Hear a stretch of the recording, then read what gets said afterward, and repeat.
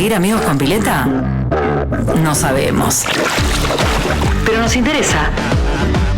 221-508-2447. Pueden dejar que la naturaleza los venza o ustedes pueden vencer a la naturaleza. Amigos con pileta.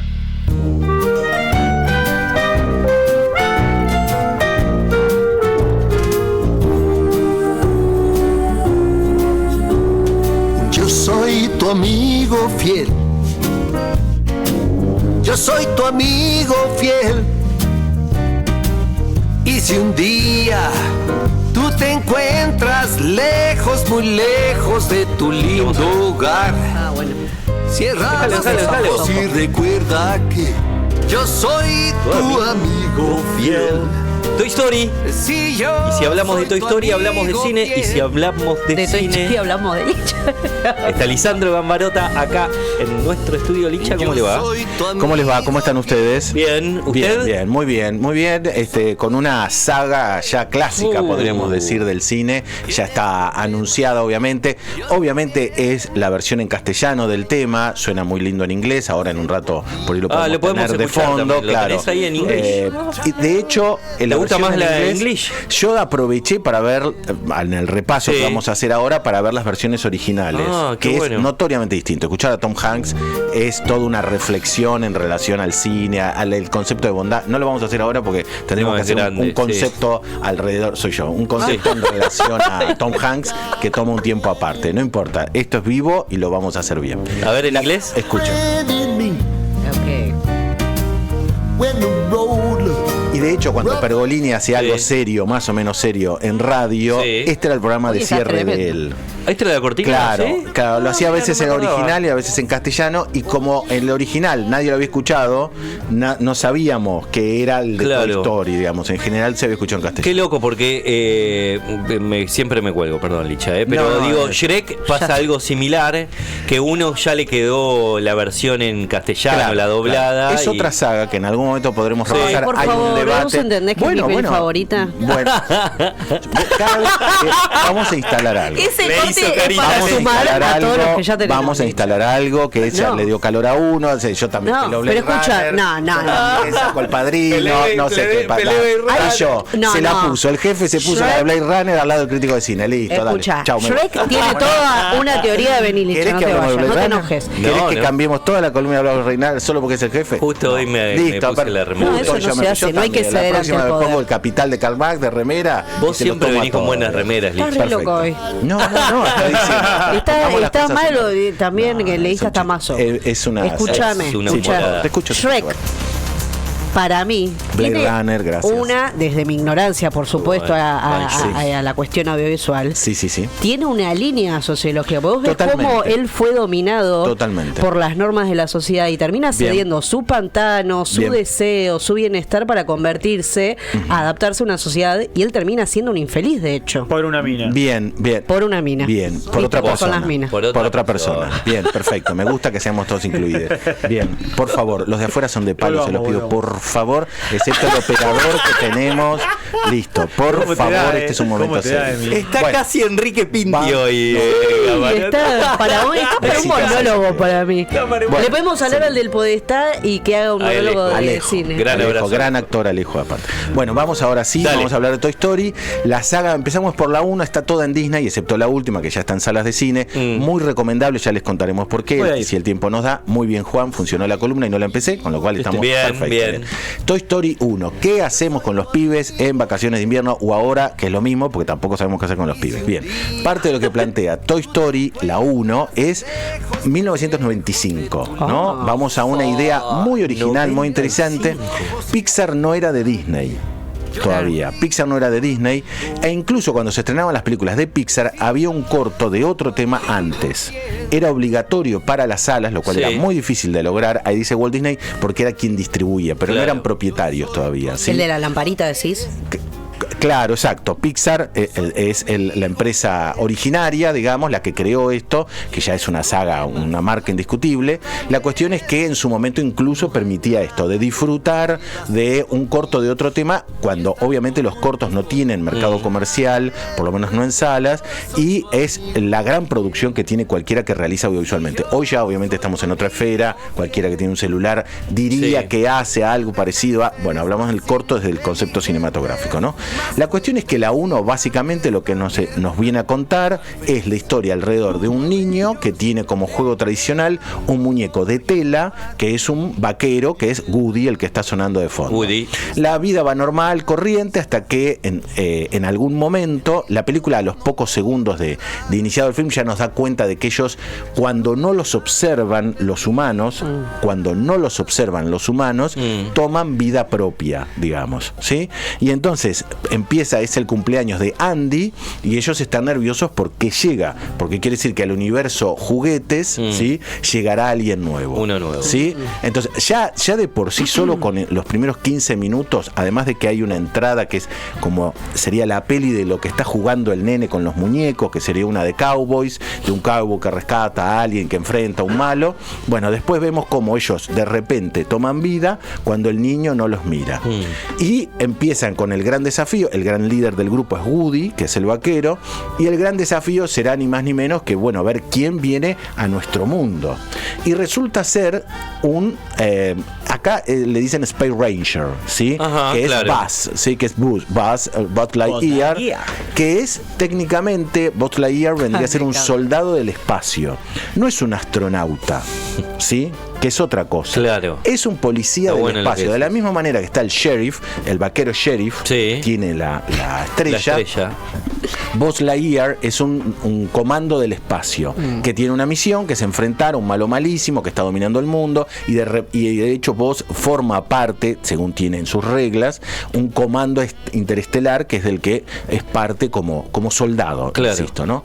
Y entonces empezará el desafío entre la convivencia de los juguetes tradicionales, que los estamos viendo seguramente, bueno, para los que ven en video, estaba el dinosaurio, el cara de papa, el perro con el elástico en el mismo, el chanchito que era una alcancía, así un dinosaurio que obviamente no, como dijimos recién, no puede faltar, los encastrables, los soldaditos, que es un personaje muy emblemático, todos lo hemos tenido en algún momento, y a partir de ahí empezarán como varias historias al mismo tiempo, ¿no? O sea, por un lado, el niño empieza en el desafío entre jugar, o sea, esto de tener ahora 2 juguetes especiales, uno era el vaquero, ahora también es el vaquero y Buzz, o sea, Woody y Buzz.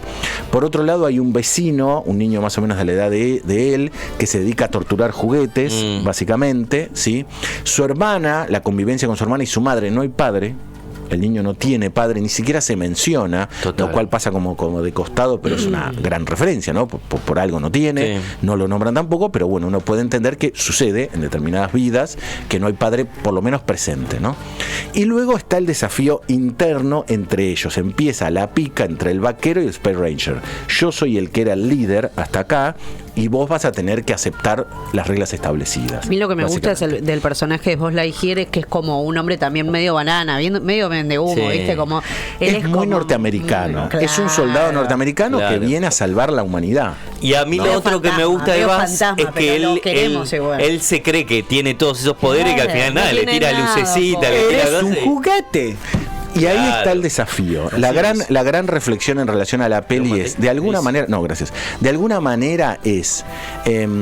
todos tenemos, ellos tienen los juguetes, y nosotros en general también podemos establecerlo, reglas innatas. Es decir, crecemos, nosotros digamos que las vamos adquiriendo, también otras que se pueden tener por reacción, pero socialmente hay reglas innatas. Incluso Buzz Lightyear, que supone que es un soldado y no un juguete, sabe que, o no puede evitarlo, que aparece un ser humano y se queda congelado y se convierte en juguete.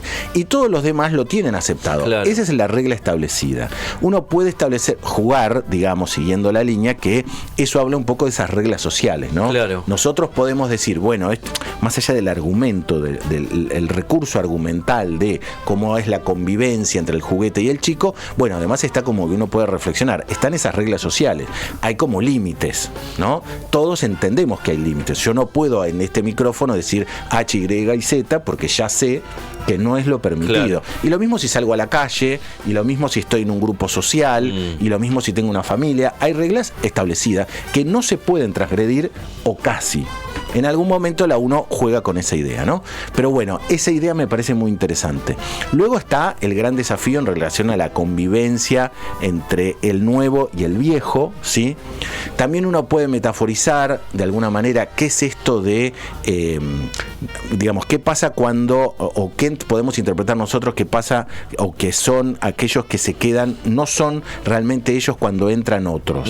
A veces por ahí nos pasa que si, por ejemplo, acá entrara, no sé, el director de la radio, sí, tal vez nosotros no hiciéramos, ¿sí?, lo que usaremos hacer habitualmente. Claro. Si entrara mamá, papá, el tío en el medio, que hay unos nenes jugando, no actúan de la misma manera. Las individuaciones, ¿no? De cada... Y socialmente tal vez, mucho, por ejemplo, los afroamericanos cuando veían esta película en los inicios decían, bueno, esos son los blancos, ¿ves? Claro. O sea, nosotros, bueno, los afro, no actuamos como somos cuando entran los blancos a casa. Claro. Porque es otra las reglas, ¿no? Claro. Uno puede metaforizar muchas cosas. Obviamente es una comedia divertida, entretenida, súper familiar, que mira al adulto, esto que también tiene Shrek, a diferencia de lo que prácticamente se decía antes de los 90, la animación promedio era un embole para los más chicos, y en cambio acá es notoriamente entretenida para los adultos, sí, o más. Vino a romper. Aparte mucho humor. Eso es Pixar.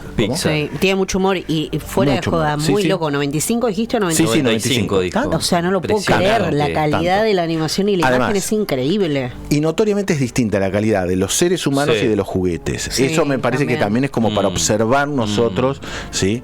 Bueno, esa es la 1 que está en Disney, está muy bien, es muy entretenida. Si no la vieron, la pueden volver a ver con los pibes. Total. Digo, está muy bien. No vence. No vence. Yo pienso lo mismo, no vence. Saltamos temporalmente y vamos al 2010, ¿sí? En el 2010 se estrena la tercera, exceptuamos la 2 por recurso argumental, como sucede en el cine, y vamos al momento en que Andy, el propietario, ingresa a la universidad. Crecimos. Entonces, eso también un poco, exacto, ¿no? O sea, mira al espectador, probablemente como le pasaría a la mayoría, los que iban eran adultos con, o si lo vieron ahora, adultos con niños, adultos que fueron niños. Entonces, bueno, ¿qué pasa cuando crecemos? ¿Qué pasa con esto del tiempo, del paso del tiempo, ¿no? Entonces, la película centralmente lo que establece es, ya están conviviendo Woody y Buzz, quienes quedaron muy, muy amigos, y es de súper aventura la primera, digo, hasta el último minuto no termina, es muy entretenida, es súper llevadera, digo, por si no la vieron, si queda alguna, ideal para ver con los pibes, y si no la vieron, para volverla a ver. Y lo mismo con esta. Empieza el recurso de la cámara VHS, los que están viendo en video, en realidad estamos viendo una filmación de una filmación, ¿no? Una peli dentro de una peli. Hermoso. Y el pibe va creciendo, llega a los 18 y mamá le dice, bueno, querido, ¿qué vas a hacer con los juguetes? Tiene un arcón lleno de juguetes. Y bueno, hay 3 opciones, le dice mamá. Todos vivimos. O los donás, o los tirás a la basura, o al ático.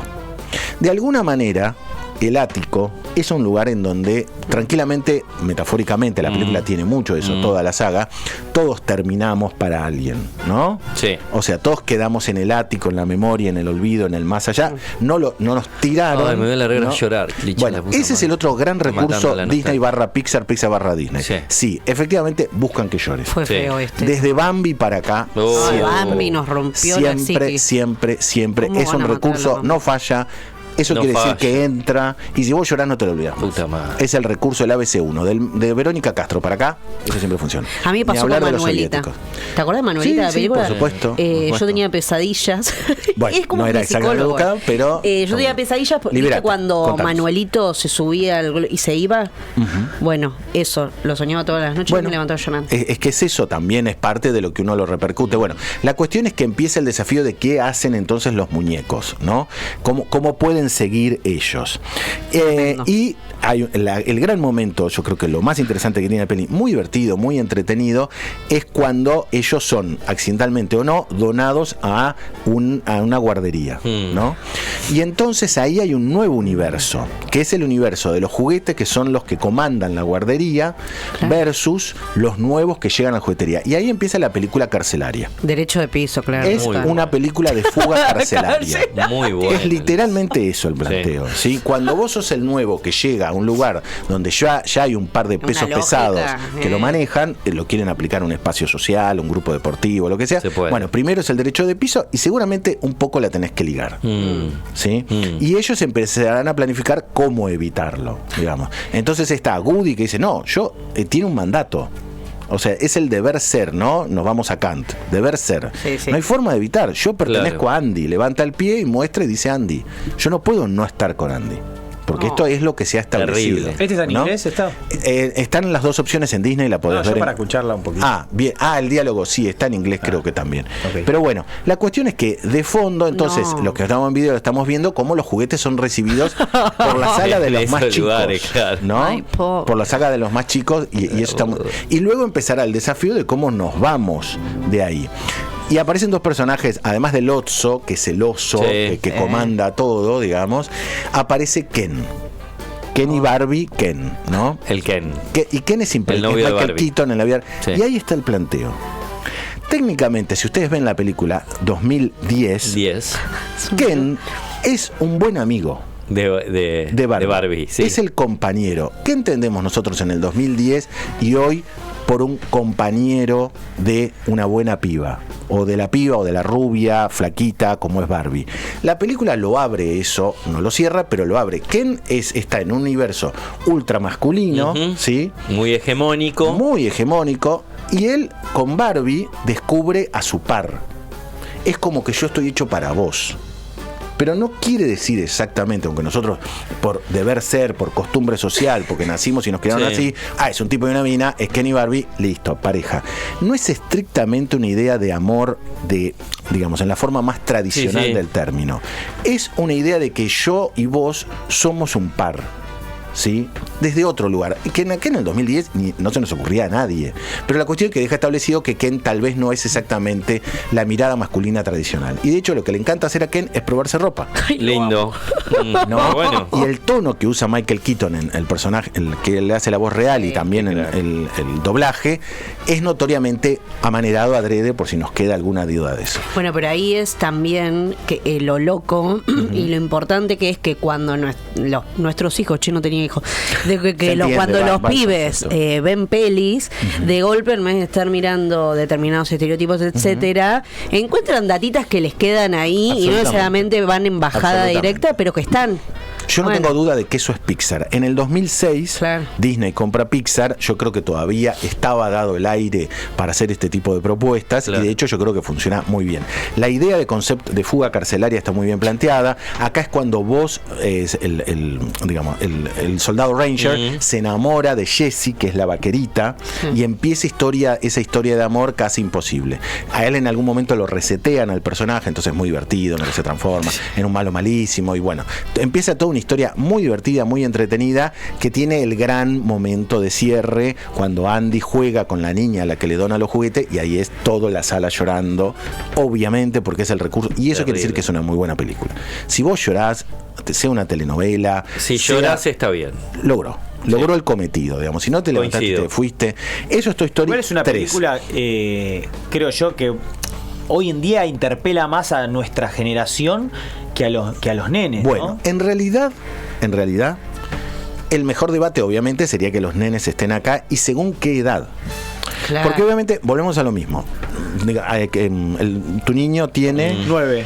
Bueno, los míos tiene 11, el más chico, la de que va a cumplir 15, obviamente ya da vuelta la película, la dice en inglés ella, digamos. Pero bueno, 9. Según las formas sociales de ese 9 años, que no es lo mismo del mío de 9 años, que no es lo mismo de otro lugar del mundo. ¿Se entiende? Sí. O sea, ojo también con esos parámetros. Por ejemplo, la que fue el spin-off de Buzz Lightyear, que contaban la historia, se censuró en lugares del mundo porque hay 2 mujeres que se dan un pico. Ni siquiera es que... Mira. O sea, hola, ¿cómo estás? Tú, beso, y sigue la película. Y eso implicó censura, porque bueno, imagínense, daban eso nada más. Lo mismo con según qué parámetros de niñe está enfrente de esa película, ¿sí? Creo que hay muchas opciones. Yo creo que nos interpela a todos.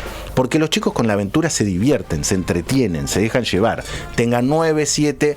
Obviamente hablo del parámetro que yo entiendo como un niño de 9 años, ¿no? Claro. También hay que ver quién se encuentra por primera vez. Y este tipo de películas son un producto industrializado a full que recorre el mundo y que tiene un universo tan grande de niñas de 9 años o menos. No, ni hablar, pero digo... En el que nos reúnen... claro, pienso que es una película que yo la voy a ver y no la veo como otra película. Cualquier, digamos, me remonta mucho a mi infancia, adolescencia. O sea, desde la 1 en adelante. Pero los niños en cualquier etapa y en cualquier sociedad tienen que aprender a despegarse. Capaz que no sea de un juguete vaquero, pero de cualquier idea, un familiar, de un amiguito, de un juego, de un... cambiaron. Porque esos juguetes eran por ahí los que jugábamos. Bueno, pero nosotros. Es más simbólico para mí. Pero eso es parte clave de la peli. Por eso el primero es un vaquero de tela, que de hecho en la 2 lo cosen y aparece el tipo que es un especialista en coserlo, que tiene como lo más loco un cordel del que tirás y sale un sonido, y vos es de plástico. ¿Sí?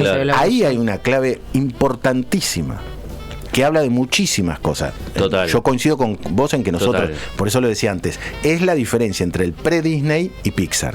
Por eso Disney termina comprando Pixar, porque es otro universo, se crea otro, o sea, no es Blancanieves, más allá de lo que es Bambi, no es Bambi, no es no es toda esa saga previa. Empezó un nuevo universo, que ya con la animación de la televisión, de alguna manera, previamente había empezado a entrar, pero con esto conquistó salas y es. Y en cuanto a marketing, también una película con... Obviamente.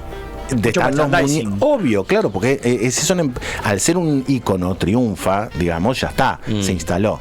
Ni hablar ahora que ya pasamos ahora a las 5, ¿sí? Que está en las salas de cine en este momento, que es parte de lo que se estrenó. ¿Y en la 4 qué pasó? Pues ese es mi problema, no sé si ir a ver la 5, porque no me acuerdo la 4. Ahí hay una transición medio rara, yo creo que todas no funcionaron tan bien. En algún momento ellos quedan como perdidos en un jardín, en un campo, conocen otra ciudad. Es medio rara como sea. Hay un empoderamiento femenino en la 4, porque la que era la novia o parecido de Woody, bueno, que era pastora de ovejas, bueno, acá en esa 4 de alguna manera se encolumna, aparece un motociclista porque pasan cerca de una feria de circo. Es una historia, para mí no está tan al nivel, lo cual además implica que una saga no puede ser exitosa siempre, no todo el tiempo. De transición. Yo creo lo mismo, me parece a mí, luego si funcionan números ya está. La cuestión es que la 5, que es la que está en salas de cine ahora, es los juguetes y la pantalla. Y ahí me parece que es lo más acertado como tema. Y hacemos otro programa, pero lo vamos a sintetizar con la capacidad del crítico, que es a una niña que tiene juguetes y está acostumbrada, que es la que heredó los juguetes de Andy, le cae un iPad. ¿Por qué le cae un iPad? Ya, Juan, por favor, hagamos solo cámara de Juan en este momento, porque va a ser mucho más ilustrativo que yo. Porque los demás lo tienen. Pero no es que solo lo tienen los niños. Papá, en la película no sucede. De hecho, en la película papá y mamá son tan progres. Ah, ¿sí? Claro, de la nena, que no me va a salir el nombre, que no tienen celu ellos en el momento en la mano. Pero otros padres sí. Y la nena necesita amistades. La nena lo que tiene es que se lleva muy bien con sus juguetes, arma muy bien historias, pero papá y mamá dicen, como que le cuesta hacerse amigos. Esta idea es una idea muy interesante también, que pueda servir para los grandes y para los más chicos. Los chicos hoy saben perfectamente y distinguen, post pandemia sobre todo, porque la pandemia afectó mucho en eso, sus niveles de sociabilización, más allá del deporte, más allá de todo. Hay algo en cómo vos te sentís cómodo o no para relacionarte con otros.